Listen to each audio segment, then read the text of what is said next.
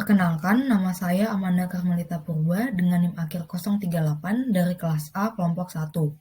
Pada kesempatan kali ini, saya akan membahas manajemen agroekosistem pada keempat agroekosistem yang berbeda. Berikut merupakan data dari sifat biologi tanah. Pada tanah monokultur ditemukan organisme tanah yaitu cacing tanah dengan berat massa casting 3 gram, ketebalan sersa 3,47 cm, dan tidak adanya understory, serta tidak ada gelembung pada hasil denaturasi. Pada lahan polikultur ditemukan organisme tanah seperti cacing tanah dan kaki seribu dan tidak ada berat massa casting dengan ketebalan sersa 3 cm, ketebalan understory 2,2 cm, serta tidak ada gelembung pada saat denaturasi. Pada lahan urban farming ditemukan organisme tanah yaitu cacing tanah dan tidak ditemukannya massa casting. Ketebalan sersa 0,75 cm dengan ketebalan understory 5 cm. Serta hasil denaturasi menunjukkan sedikit gelembung.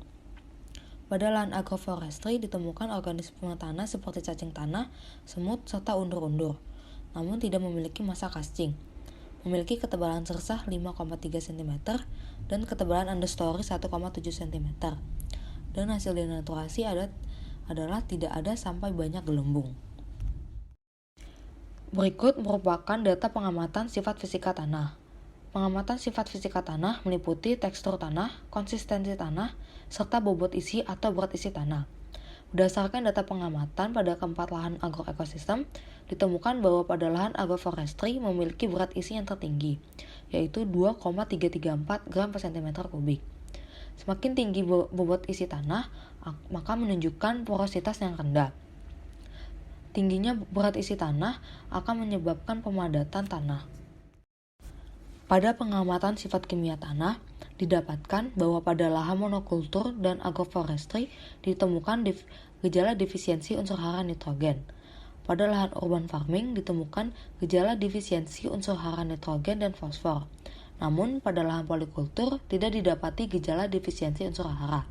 Hal ini dapat disebabkan oleh siklus hara pada lahan yang sudah cukup baik. Selanjutnya ada evaluasi potensi degradasi lahan. Degradasi lahan adalah penurunan produktivitas lahan atau lahan kritis yang dibiarkan telantar.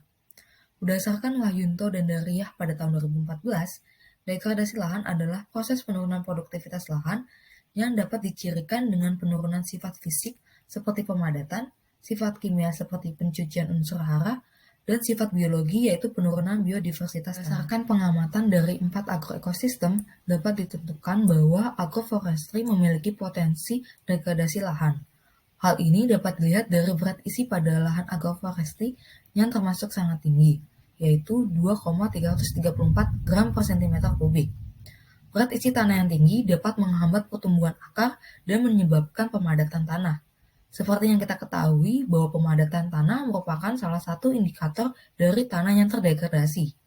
Berdasarkan Tolaka et al. Pada tahun 2013, tanah yang memiliki berat isi di atas 1,46 gram per cm kubik dapat menghambat pertumbuhan akar karena adanya pemadatan tanah, sehingga oksigen di dalam tanah berkurang. Selain lahan agroforestry, lahan monokultur juga memiliki potensi untuk mengalami degradasi lahan.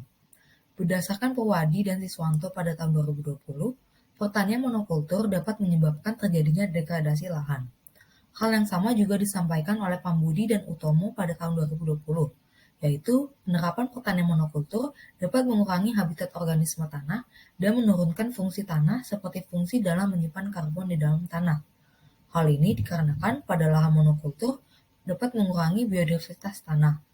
Biodiversitas tanah dapat menentukan tingkat kesuburan serta kesehatan tanah. Upaya yang dapat dilakukan dalam mengatasi masalah degradasi lahan adalah yang pertama, penambahan bahan organik. Penambahan bahan organik dapat menurunkan berat isi tanah sehingga dapat mencegah terjadinya pemadatan tanah. Hal ini sejalan dengan Mutmainah et al. Pada tahun 2021 bahwa penambahan bahan organik tanah dapat meningkatkan ruang pori tanah sehingga dapat menurunkan berat isi tanah. Yang kedua, yaitu melakukan rotasi tanaman. Penerapan rotasi tanaman dapat meningkatkan bahan organik pada tanah, serta meningkatkan biodiversitas tanah, sehingga dapat mengatasi potensi degradasi lahan.